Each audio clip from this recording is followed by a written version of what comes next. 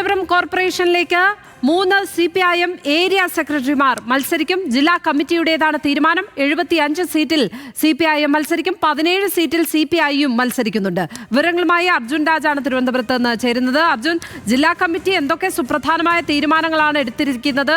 ഈ ഏരിയ സെക്രട്ടറിമാർ ആരൊക്കെയാണ്?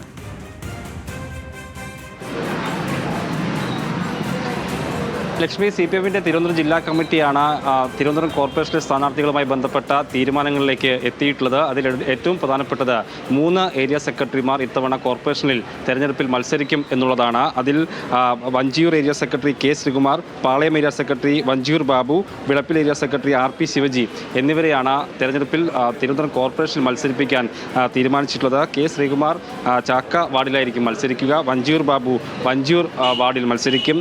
RP ശിവജി പുന്നേക്ക മുകൾ വാർഡിലും മത്സരിപ്പിക്കാനാണ് CPIM തീരുമാനിച്ചിട്ടുള്ളത്. അതിൽ എടുത്തു പറയേണ്ടത്, മുൻകൂട്ടി മേയർ സ്ഥാനാർത്ഥികളെ CPIM പ്രഖ്യാപിക്കുന്ന പതിവില്ല. എങ്കിൽ കൂടിയും K. ശ്രീകുമാർ നേരത്തെ തിരുവനന്തപുരം കോർപ്പറേഷൻ മേയറായിരുന്ന ആളാണ്. ഇന്നും ഈ പുതിയ തെരഞ്ഞെടുപ്പിൽ വിജയിച്ചാൽ CPIM-ന്റെ മേയർ സ്ഥാനാർത്ഥി ാകാൻ ഏറ്റവും കൂടുതൽ സാധ്യതയുള്ള ആളുകളിൽ ഒരാളാണ് K. ശ്രീകുമാർ. ഒപ്പം RP ശിവജിയുടെ പേരും മേയർ സ്ഥാനാർത്ഥിക്ക് CPIM പരിഗണിക്കുന്ന പേരുകളിൽ ഒന്നാണ്.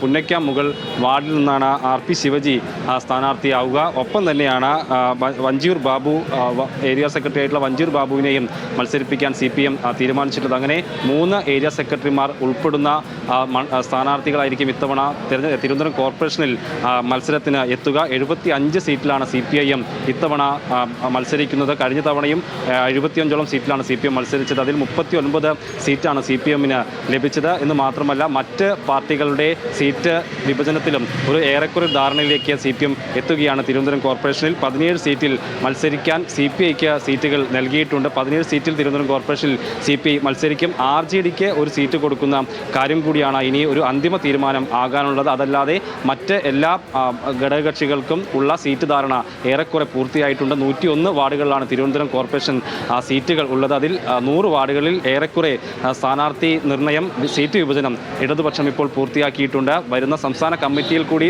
ചർച്ച ചെയ്തതിന് ശേഷം LDF-ന്റെ ഒരു വലിയ പൊതുയോഗം വിളിച്ച് കഴിഞ്ഞ തവണത്തെ പോലെ വലിയൊരു പ്രഖ്യാപനം തന്നെ സ്ഥാനാർത്ഥികളുടെ കാര്യത്തിൽ നടത്താനാണ് CPIM തീരുമാനിച്ചിട്ടുള്ളത്. ലക്ഷ്മി.